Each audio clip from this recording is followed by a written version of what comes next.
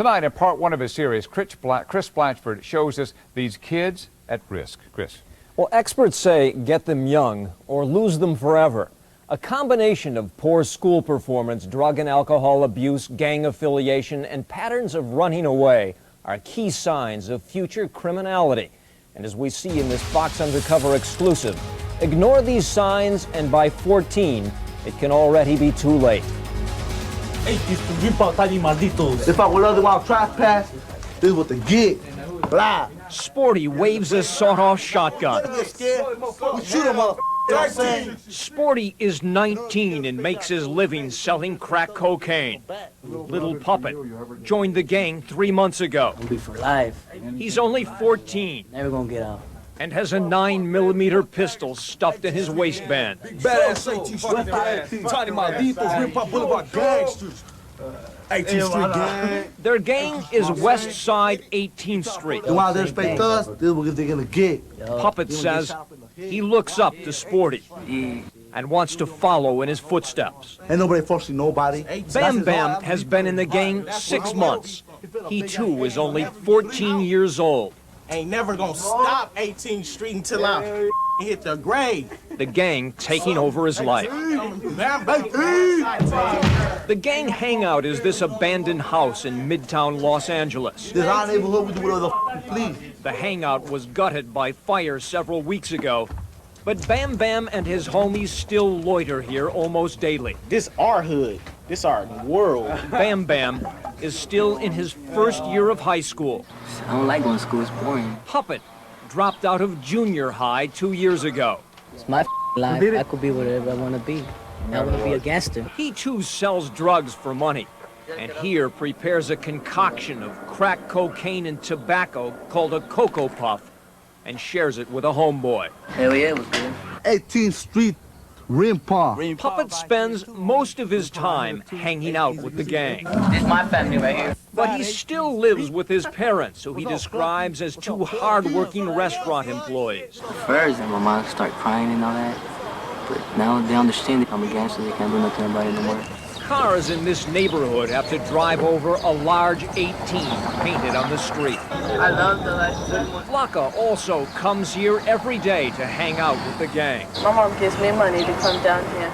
The Hood is a 45-minute bus ride from the West Los Angeles home where she lives with her mother, an architect. She don't tell me nothing. Flocka recently re-enrolled in school after an absence that lasted a year and a half. She says she gets kicked out of school a lot. This is what it's all about.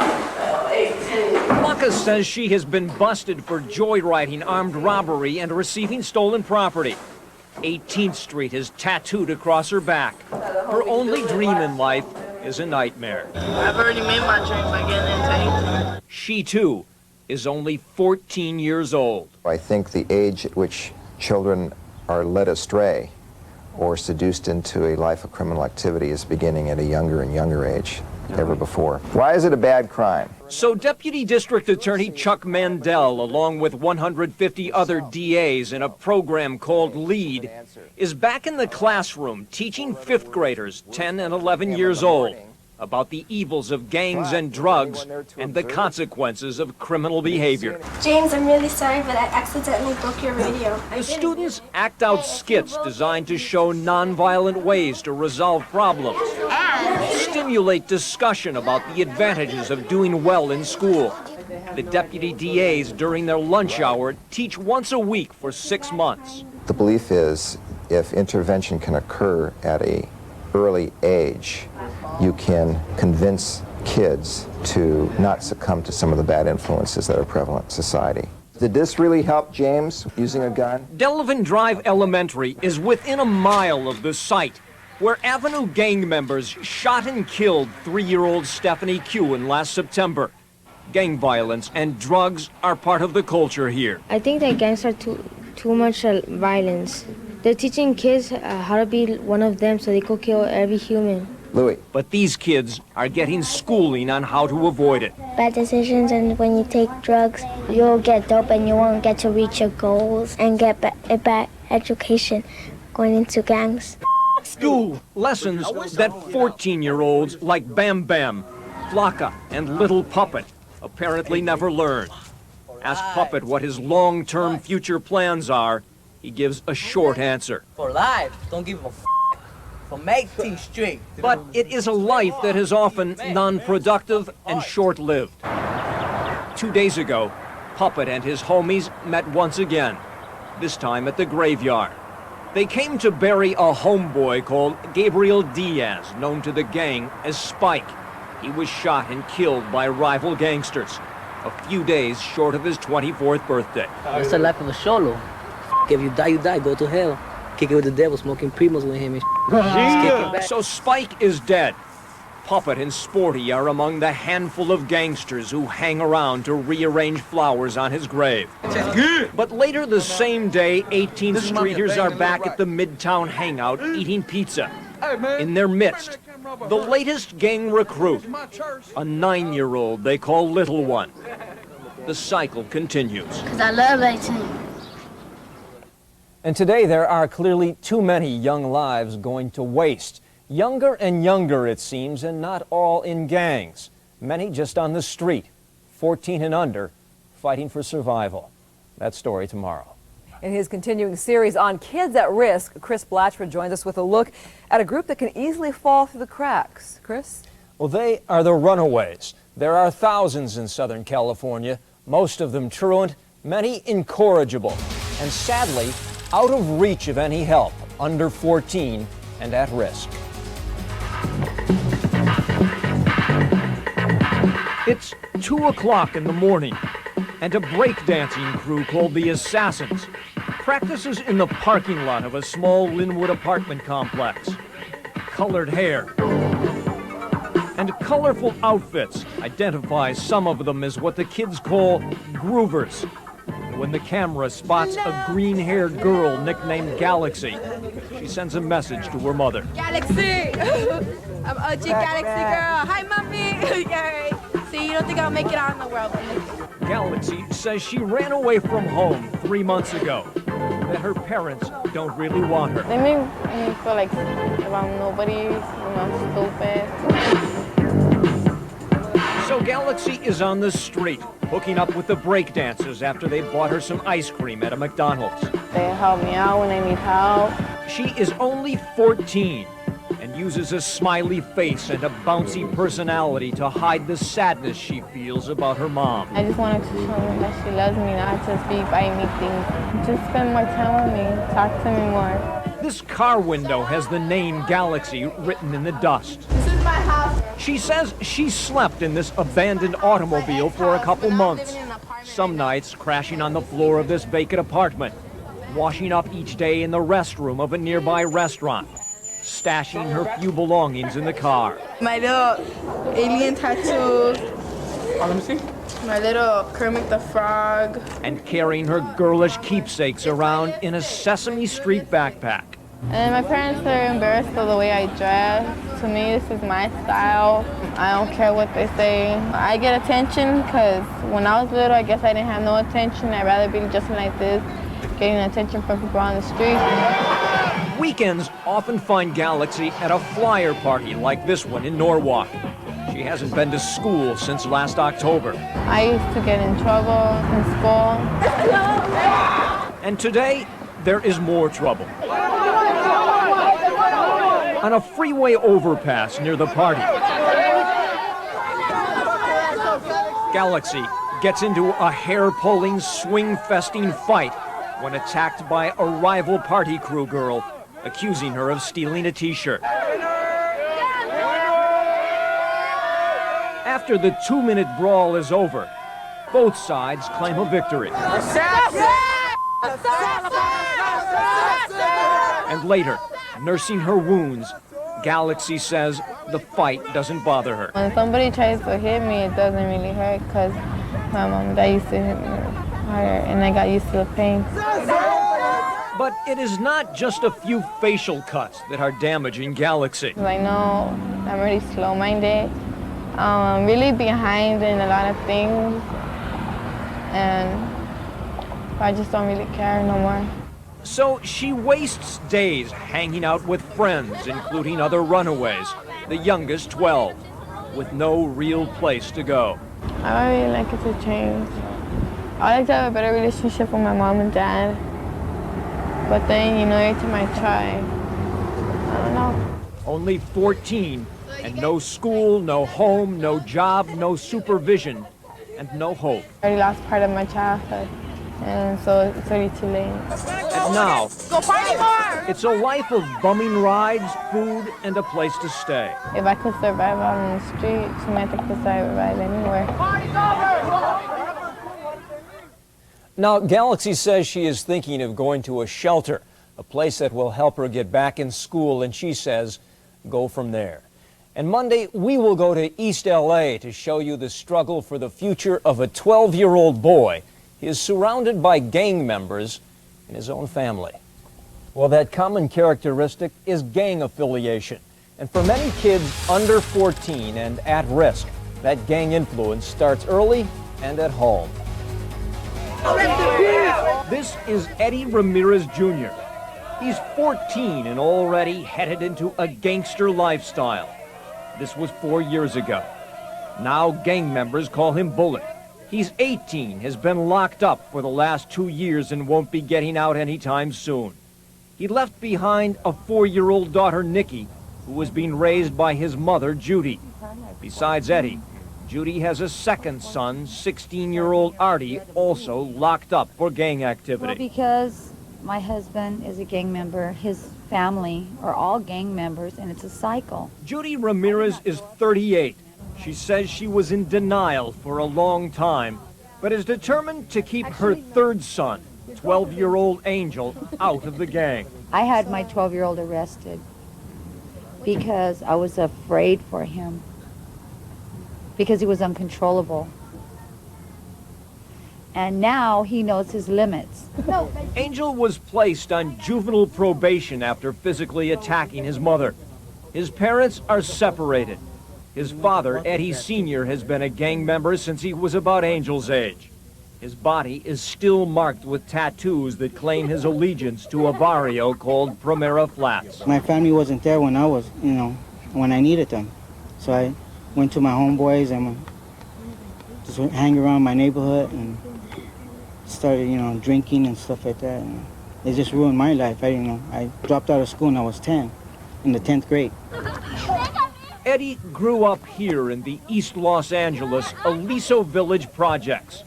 It is a breeding ground for the hardcore gang called Primera Flats.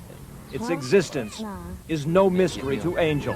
It makes me feel like weird because my whole family's from there. But Eddie, who is 40 years old and still wears a belt buckle emblazoned with an F for the Flats, insists he doesn't want Angel to follow in the family gang footsteps. It's no life in the gang, there's nothing over there. Just shooting and stuff. Shooting and shot. Here in the Flats, War zone. other gangsters show off their scars. Battle wounds. Battle wounds. And give Angel some advice. Well, little guys like this, what would your advice be to them? Stay out or in? Stay out. Stay out. Why? They don't need that violence. They don't need that. A gangster called Smokey takes it a little further. Sometimes you think, damn, I get into this, but it's too late by then. You're like, just go. But it is clear that Eddie feels comfortable here. Hey, I heard you're getting life, dog. And like his dad, so does Angel. Personally, I wouldn't want nobody's name my kids. But like Eddie, a lot of other gang members say they don't want the gangster life for their kids. 21-year-old Shy Boy, who just did 3 years in jail for shooting at a cop, has 2 small sons of his own. This is me, you know what I mean? But then that's a whole different story right there. I want something to hope way better for them. But 20-year-old Trouble, who has 3 small children, I'm not really good role model to them. honestly questions gang member parenting skills. I got 2 families, but the one I really love is, which one? Which one you think? You tell me. The Flats. See? So it's like, I don't know. It's weird out here. Trouble says kids like Angel with ties to the Flats just grow into the gang. And most gangsters talk like there is little that they can do about it. If he want to learn, If you see what we go through, it's hard-headed and he wants to get in the flesh, and so be it. He wants to get in, he'll get in, you know. So youngsters like Angel are at risk from the day they are born. The gang life passed on to them generation to generation. Look into a mother's eyes and know the truth. That's not what I worry about is death. But I'm preparing myself for it. You know, because if I don't, I'm a fool. Right? Meanwhile, 12-year-old Angel, after allegedly threatening his teachers at school several days ago, was picked up by probation officers. And both his teenage brothers are still locked up by the California Youth Authority. Tomorrow, a look at a single mother who is battling to keep her at-risk son out of jail and in school. Chris Blatchford joins us now with a look at one troubled youngster and his mother's fight to regain control of her son. Not always an easy task. No, it's not. She is a single mom, like so many others, who has a son with multiple problems. He's not completely gone yet. He could turn himself around, but he is definitely under 14 and a kid at risk, as we learned in this Fox Undercover report. Here in an Anaheim park, 11-year-old Wesley stands at the plate, reaches for a bad pitch, and strikes. That's how his life has been going, too. One strike after another. Kicked out of school, caught shoplifting, joining a gang. What's going to happen when he's 15, 18, 20? I don't see any hope in his future. I really don't. And I'm the mother. Isn't that sad? No. Tammy Vasquez says she loves her son, but he's uncontrollable. Get down! Get down! Wesley. 4 times in the same week, she says, he has been caught shoplifting.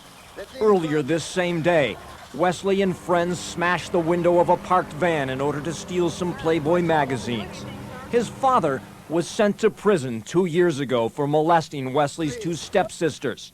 That, says his mother, is when all the trouble began. He's angry at me because I turned his father in, and when I found out what he was doing, I turned him in. I called the police. I had him arrested. His mother says Wesley, now more than ever, needs a positive male role model. The one thing you guys came out here to do is learn wilderness survival. So she has him involved in the Save a Youth program. Yeah. I'm dying of age, man. Help me. Counselors take kids on field trips like this 3-day camp out in the mountains to have fun, learn discipline, and other skills. And the one of them is listening. Okay? But Wesley doesn't listen to counselors when they later tell him to stay off a rope swing on the trail. It was like 5 feet high. I fell and hit on a rock. It cost him a tooth.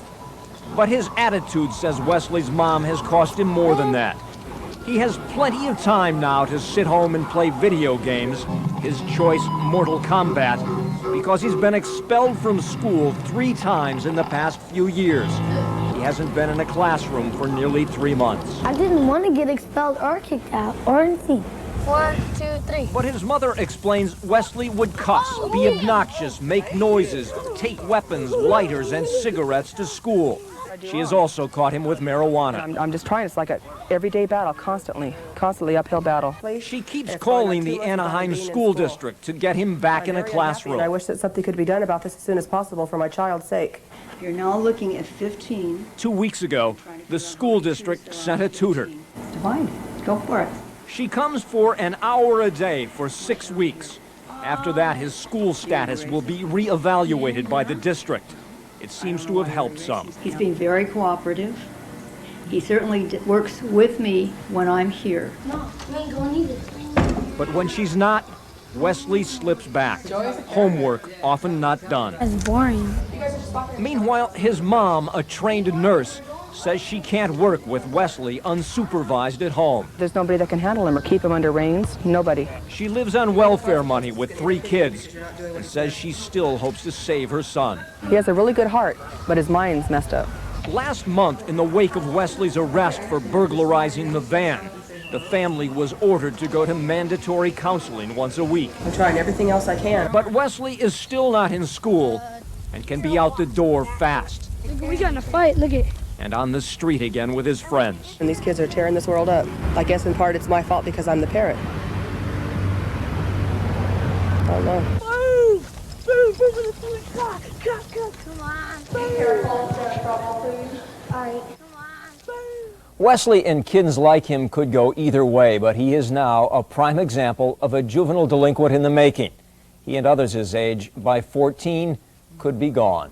We'll have more on that tomorrow. Consequences that can destroy a life almost before it really gets started. We give you another Fox Undercover look and ask you to think about what we can all do to stop it, whether you live in East Los Angeles, South Central, or Beverly Hills. Here in Maywood, this neighborhood is the stomping grounds of a gang called Kansas Street. This Kansas Street local gang, yeah. Like so many other gangs, the guns they display are chilling. A Tech-9 semi-automatic, a killing weapon with a magazine that holds up to 39mm bullets. Kansas Street little criminal right here. Who knows when this 13-year-old might be asked to use it? The target could be your son. It happened to Viviana San Miguel. It was a great shock. It was a great shock. And it's something that I have to deal with every day. It's something I have to deal with every day, that the son that I loved very much is gone now. Derek San Miguel was a 21-year-old party promoter who preached against the gang mentality that spawns violence. If everyone just would stop gangbanging, it would be better to just party and have a good time, not worrying about getting shot or getting stabbed, you know. But the gangbanging he preached against finally killed him, passing out flyers at an East Los Angeles house party last July. Gang members beat him with beer bottles, chased him into the street, and shot him dead. Detectives say 14-year-old Anthony Silva is the trigger man. Witnesses say as an unarmed Derek held up his hands, pleading, "You've got the wrong guy," Silva, at close range, put a bullet through his eye. I mean, I'm shaking my head. And Deputy DA Tom Rubinson, who is prosecuting the case, believes many in the community are shaking their heads too. And say, I can't believe that this is where we're at as a community. But we are there. But we are. And it's not getting better, it's getting worse. And he's 14, and tomorrow it's 13, and the next day it's 12. And then where do we go? And here in Glendale, members of several different gangs tell us they are asking the same question. Everybody's killing each other. Little 12-year-olds are taking guns to school, you know, killing them. And that's not right, you know? But here we still see the shaved heads, baggy pants, and tattoos that say gang. But ask if anyone wants their son to have the same gangster lifestyle. Who want to pick that? Nobody wants to pick that. It just happens. But if it happens, you know. But unfortunately, there seems to be a lack of commitment by gangsters themselves to keep youngsters out. Chubbs explains it this way. So that's why you jump in the 12-year-old, you want to get in, you can tell a 12-year-old to do anything, he'll listen to what you say. He'll listen to an older guy. Go blast. He wants to fit in. That's why you jump into little youngsters. And all presumably, that is what happened with Anthony Silva. Detectives say his father is in prison, his mother is a drug addict. He was on his own until a gang called the Lot Stoners in East Los Angeles adopted him. Now he is an accused killer, and he is only 14. Once you get in a gang, it's gone. Your life is over. Silva is being tried as an adult, no juvenile proceedings for him. If convicted, he could spend the rest of his life in prison. And as one 20-year-old gang member recently told me very simply in his words, it ain't worth it.